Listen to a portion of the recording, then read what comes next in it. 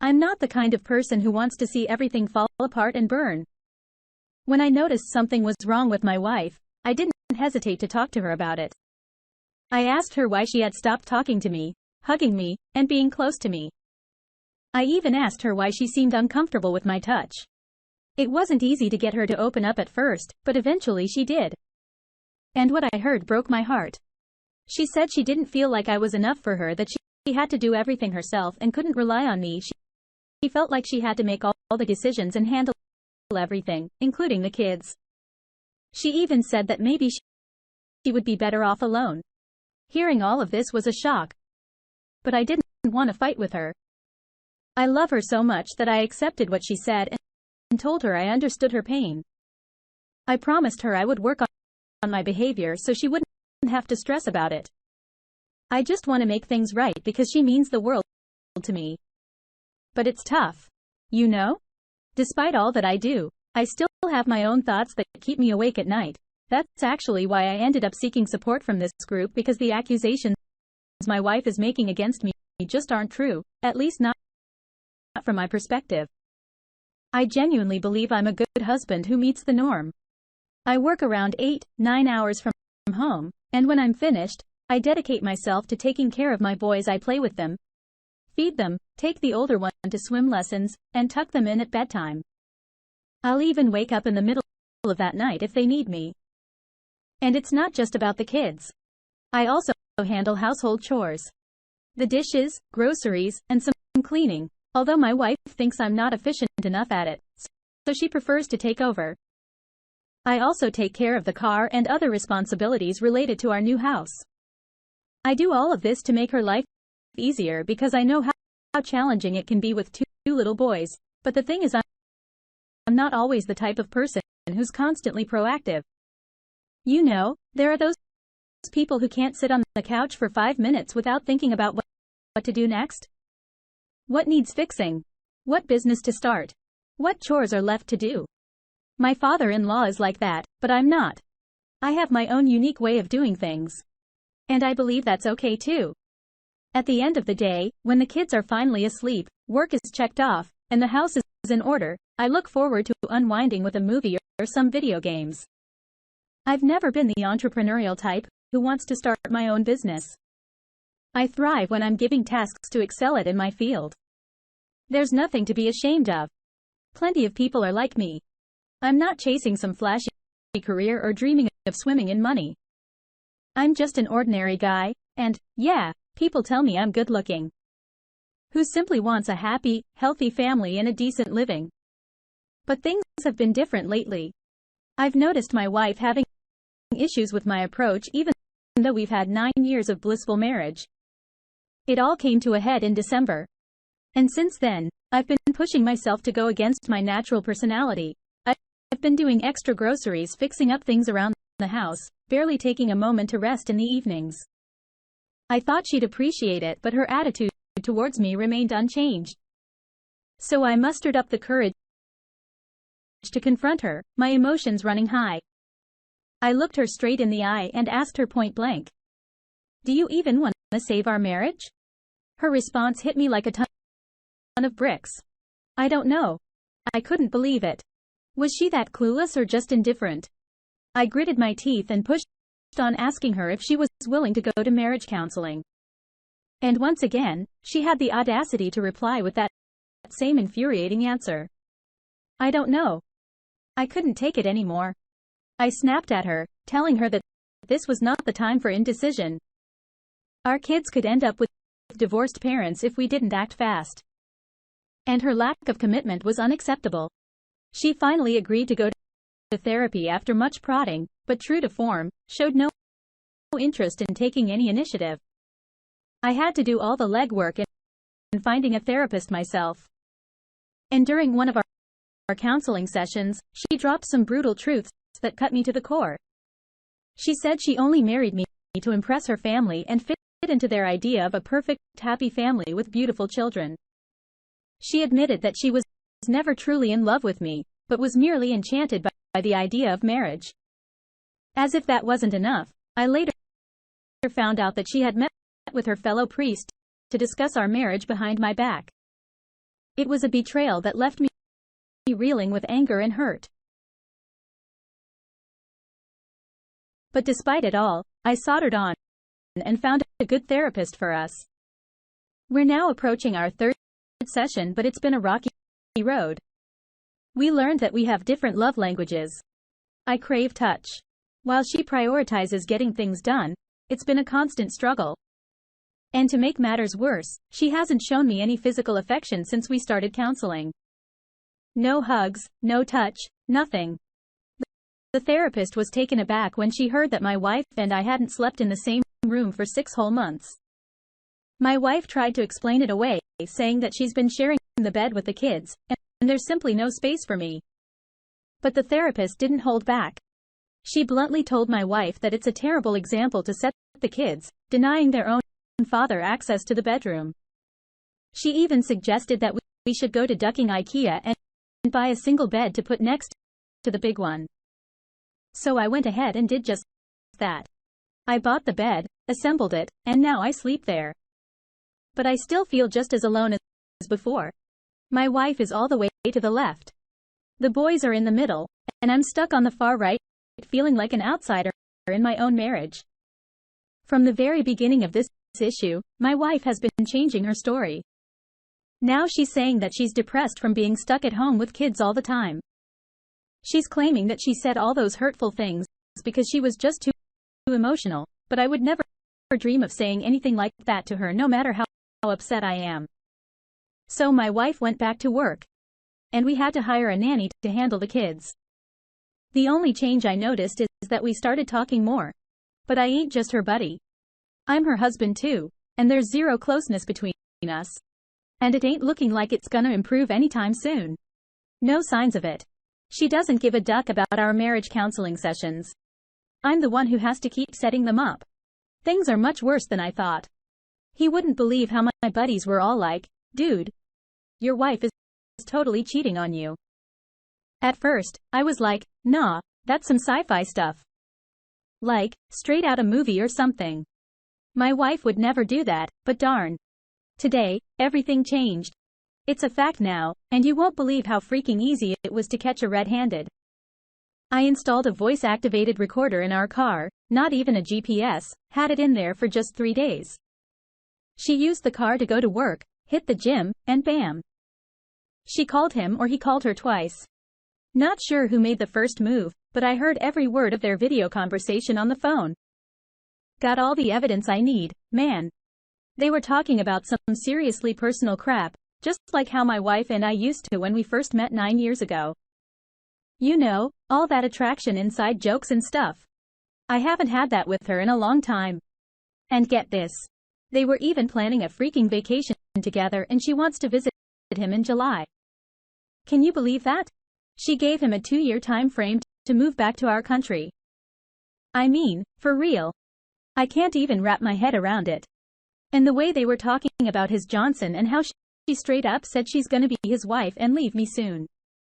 They were even discussing their favorite positions, so you know they were real close.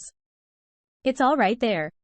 I just listened to an hour-long recording of that mess. I need to process it all. Gotta meet with an attorney next week. No doubt about it. And let me tell you, thanks to my friend. If it wasn't for his suggestion, I would have never bought that voice recording device. Somebody could say that I'm a moron for placing it in car and violating my wife's privacy, but I don't give a crap. This is what I should have done. I don't feel guilty at all. I can't stop thinking about my kids and what she's done. They've been up to something since last September, and it took me 2 whole months to notice any changes in her behavior. Next week, I'll be taking care of my old father in another city for the entire week. That means she won't be going to work, and instead, we'll be using my home office, and you know what? That also means she'll probably be talking to him in my office. So should I place the recorder in there for the next week, or do you think I've got enough evidence already? My wife out of the blue tried calling her ex-boyfriend not once, not twice, but 4 freaking times in a row at 10 p.m. I found out because we used to have this app that saved both our numbers so I could see all the incoming and outgoing calls. Why would my wife, who never mentioned her ex before, suddenly be calling him so persistently? It drove me insane. I couldn't let it go. I decided to check her iMessages on her laptop. Turns out after calling him 4 times, she even sent him a message saying, "I'm not giving up until you actually answer and communicate with me in a respectful and civilized manner." I couldn't believe my eyes. I confronted her about it, and she straight up denied it, but I had the app and her outgoing calls right there in front of me. She couldn't worm her way out of it. She had no choice but to finally admit that she did try to reach her ex. I questioned her about the calls, and she said she was just turning his call. But when I asked if she had messaged him afterward, she denied it. So I pulled up the message she had sent him, and that's when she came up with an explanation.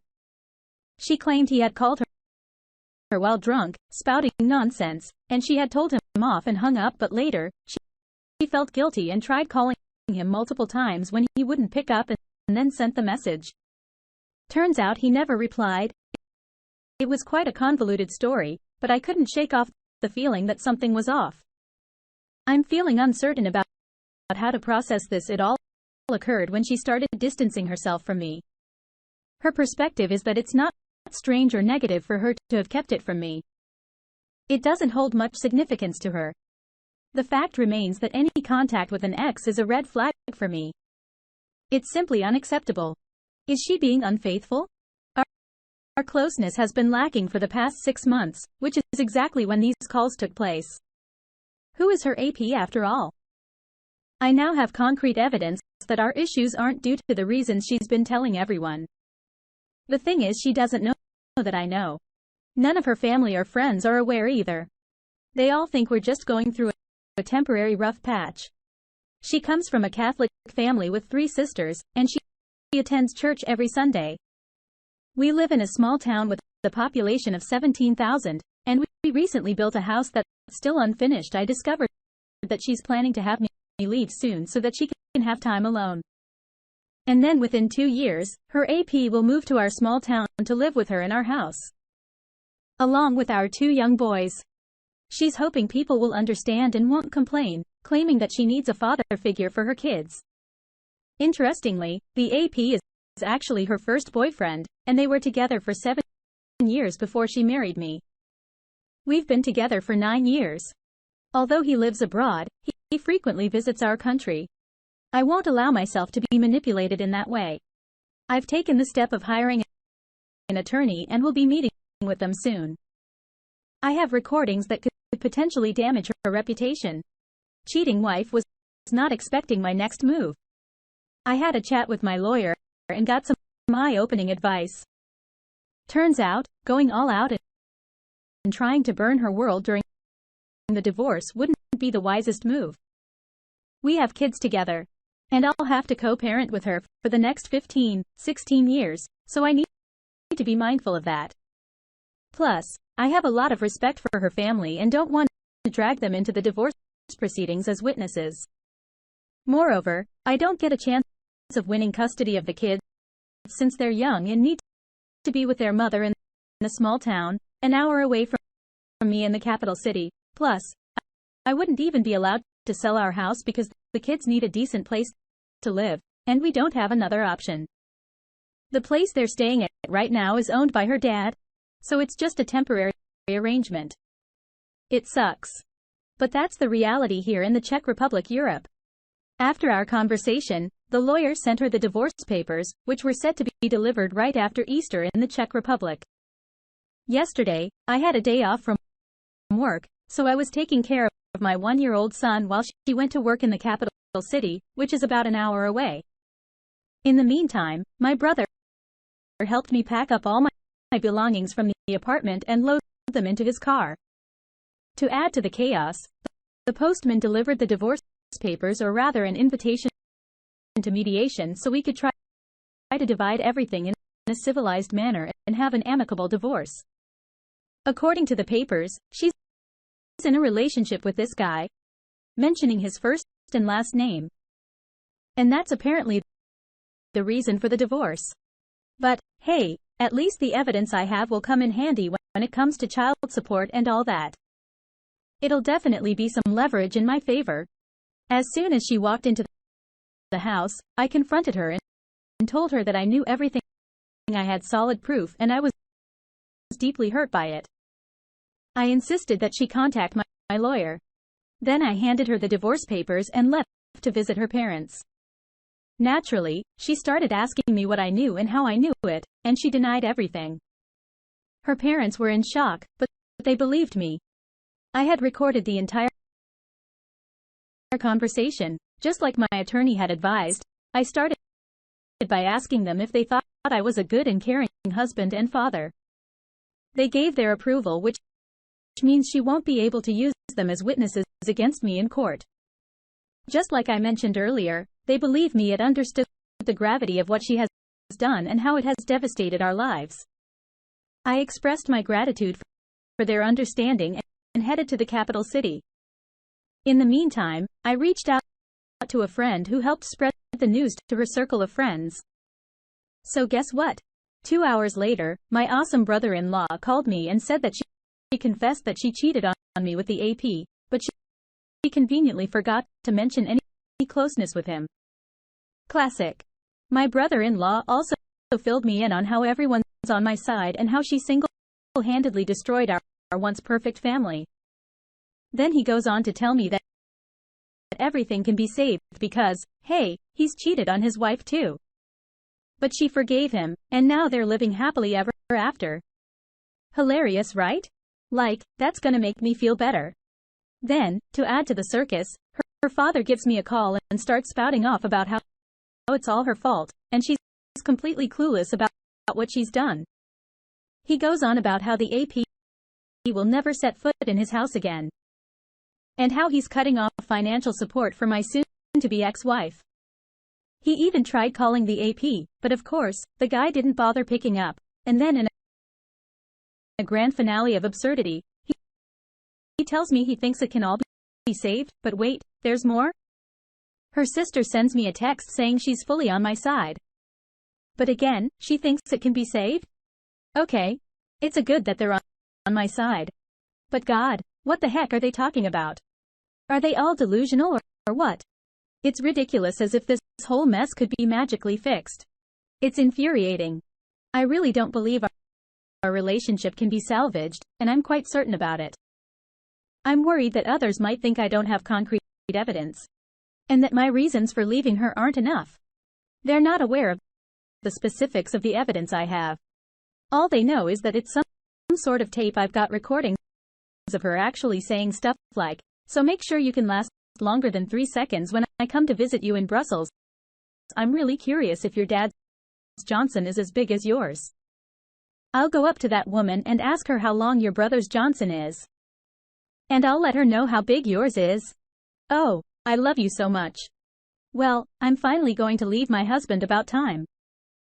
Do me a favor, record yourself, and send me a video. I want to see what I'm missing. Just showing you a glimpse of what your sad life without me will look like. Giving you a generous 2 years to figure out how to move back here. Crazy idea. So guess who's calling back now? Yep. My ex. Just like all my friends predicted.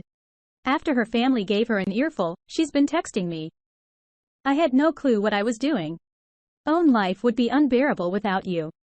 I'm so sorry for everything I've done, and I'm waiting with the kids for your grand comeback. Blah blah blah.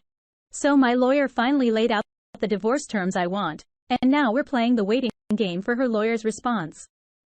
But in the meantime, my mother-in-law decided to flood my phone with a barrage of texts, complete with Christian links about forgiveness. Apparently, she's convinced my wife's been possessed by some evil spirit. And as if that wasn't enough drama, her sister jumped on the blame train too, telling me straight up that I'm the one who's gonna ruin the whole marriage.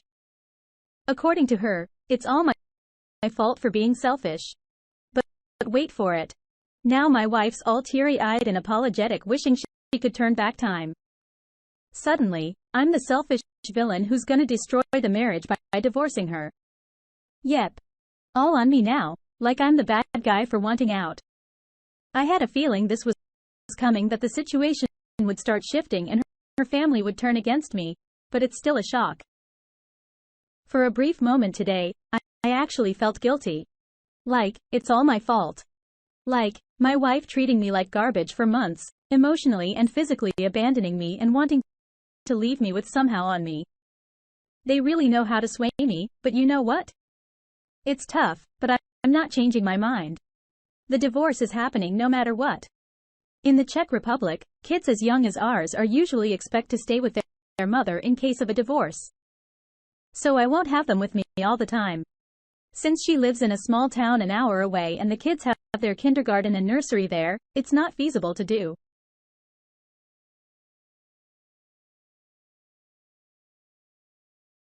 National access whenever I want is definitely sad and painful, but it is what it is. So I've been considering this crazy idea of presenting her with some terms to get back together.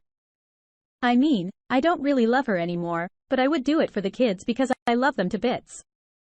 It wouldn't be a marriage, just some sort of partnership with separate finances. She'd have to leave her hometown and move to the capital city where I live. Oh, and I'd insist on having GPS in her car even when she's old and can't drive anymore. And I'd need to check her phone every day, and in return, I get to go on dates with random girls for 7 months.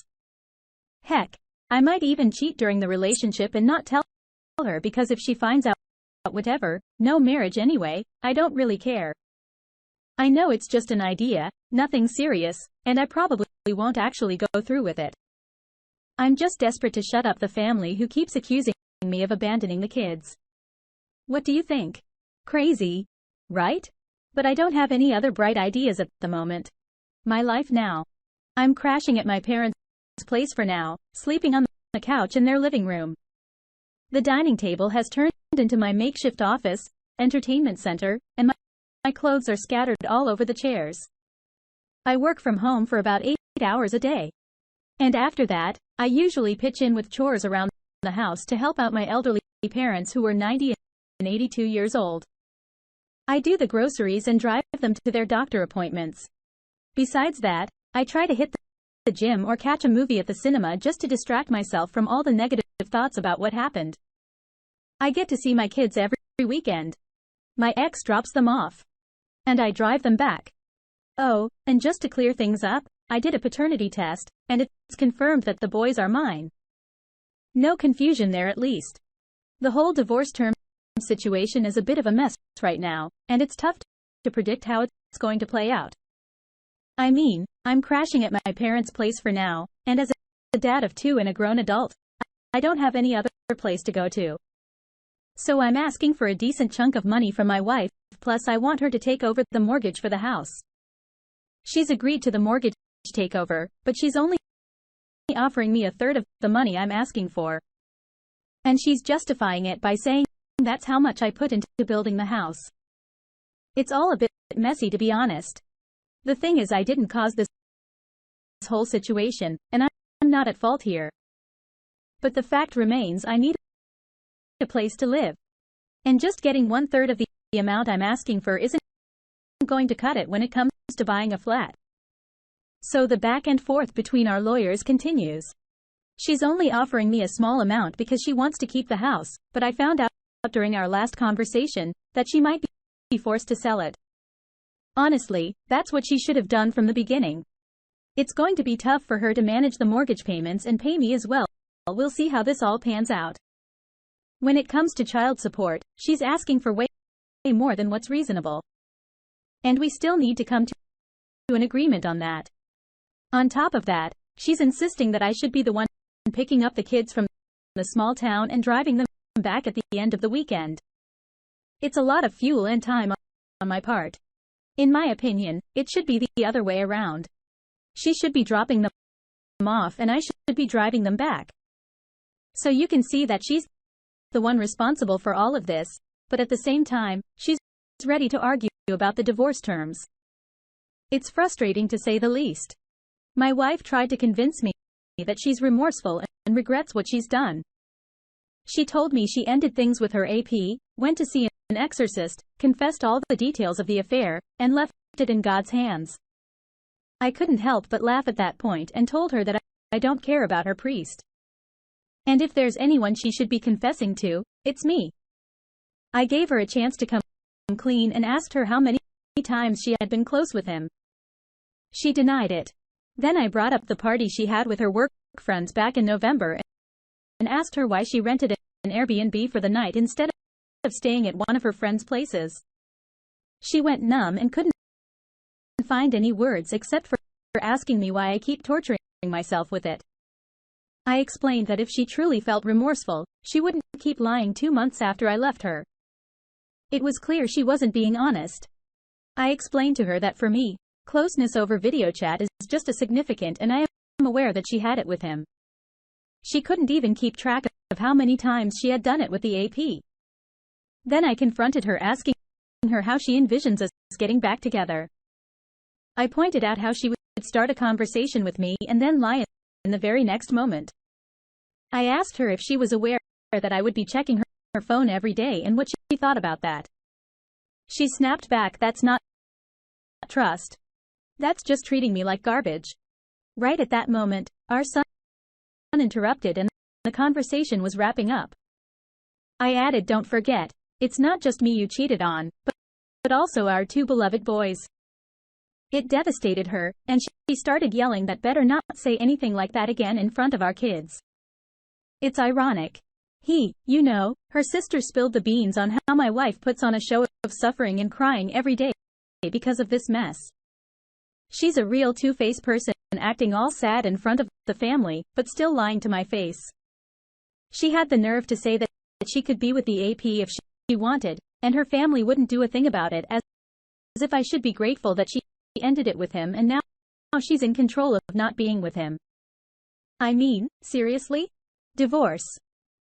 After some back and forth with our lawyers, we've reached an agreement, and the divorce will be finalized soon. She's getting the unfinished house and the mortgage is solely her responsibility now. I want to make it clear that the house is for the kids, and I don't want anyone accusing me of selling it out of revenge for her infidelity in the future. Besides, I don't want to live in her small hometown, which is an hour away from the capital city where I currently am. However, I'm getting back when I invested in the house, and the amount is actually not too shabby. The child support amount isn't too bad, and we've agreed that she'll drop the kids off at my place in the capital city every other weekend. I'll just have to drive them back afterwards. But honestly, seeing my kids only on weekends isn't enough for me. It hurts so much. I can barely handle it at times. I can't bear the thought of my 1- and 3-year-old boys growing up without a father because of their mother's behavior. I wish I could have them with me, but unfortunately, the law in the Czech Republic doesn't allow it. I might have to start driving there in the middle of the week or find some other way to make it work and survive. When it comes to her, she keeps reaching out to me, saying she still loves me and wishes she could undo the past. She claims she's suffering every day because of what she's done. She even softened to the point where she told me she doesn't mind if I check her phone and that it wouldn't make her feel like garbage anymore. She apologized to my parents and seemed genuinely remorsed. She's willing to do whatever it takes to make things right now. You won't believe what I found out about her affair partner. According to our mutual friends, the dude actually dumped her. Can you believe it? Apparently, he's got a whole family with a kid in Brussels, and he didn't want to risk getting caught up in this messy situation. Turns out it was all just a game for him, and he played my wife like a fiddle. I'm moving on with my life, and I won't let her toxic behavior drag me down. The divorce is happening, and there's no going back. Good riddance to the cheater. I've got better things to focus on and a brighter future ahead of me. Life goes on, and I'm not wasting any more time looking back at the mess she created. It's time for a fresh start, and I'm ready to embrace it with open arms.